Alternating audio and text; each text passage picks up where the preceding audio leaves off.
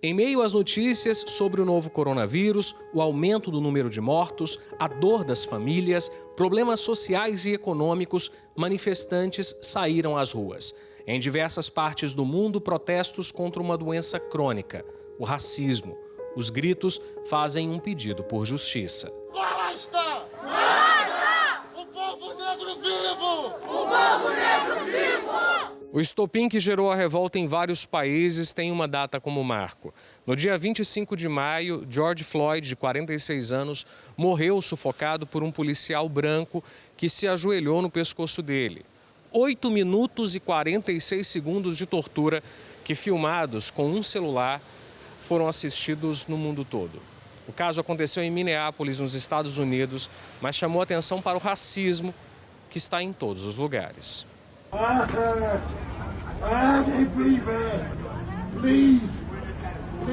O vídeo rapidamente viralizou nas redes sociais e surgiu uma onda de protestos com a hashtag Black Lives Matter, Vidas Negras Importam. Manifestações que reivindicaram o direito à vida e dignidade social da população negra.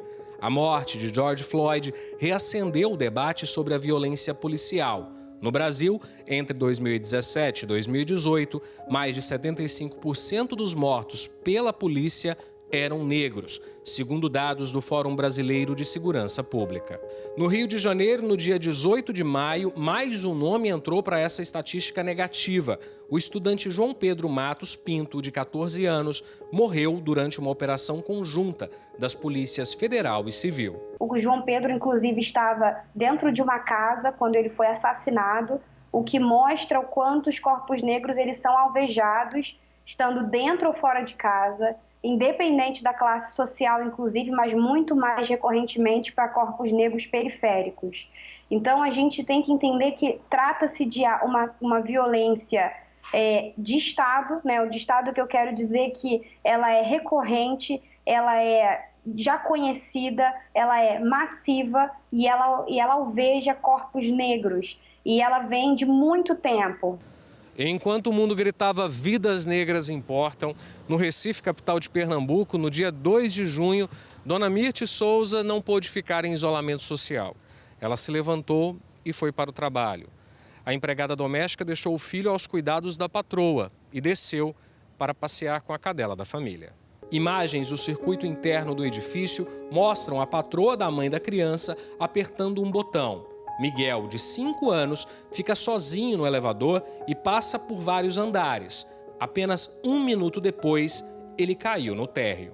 É você levar o seu filho para o trabalho porque não tem escola, porque não tem creche, porque é um período de pandemia, eu não tenho com quem deixar, preciso levar o meu filho para o trabalho, porque eu preciso trabalhar, eu preciso trazer o alimento.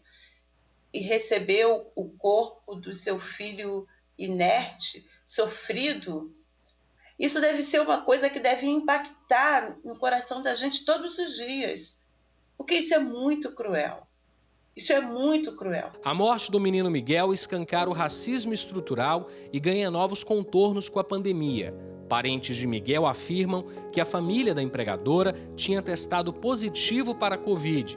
E mesmo assim eles não dispensaram Dona Mirtes. Ela, Miguel e a avó dele também acabaram contraindo o novo coronavírus. Um retrato da realidade da população negra que tem poucas condições de seguir a quarentena, está mais exposta e tem mais riscos de adoecimento e morte, não apenas pela Covid-19, mas por outras doenças. Apesar da gente ter o SUS, que é uma ferramenta absolutamente fundamental e importante, mas ao mesmo tempo precarizada graças à dificuldade de acesso a investimentos, né? Enfim, por uma série de fatores que a gente já conhece, a gente tem essa população negra que tem menos acesso a recursos de saúde, de educação. E quando a gente se vê diante de um período de pandemia, onde todas essas esferas públicas são ainda mais postas à prova, a gente tem que essa população negra que depende essencialmente desses serviços acaba sendo ainda mais marginalizada e mais vulnerabilizada. Uma análise da agência pública revela que há uma morte para cada 3 brasileiros negros hospitalizados por Covid-19. enquanto entre brancos a proporção é de uma morte a cada 4,4 internações.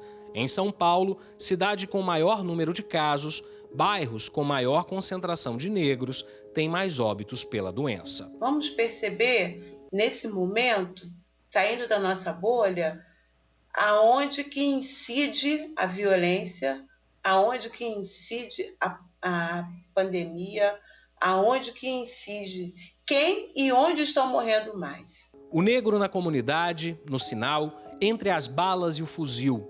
O jovem preto que morre alvejado pelas balas da polícia dentro de casa.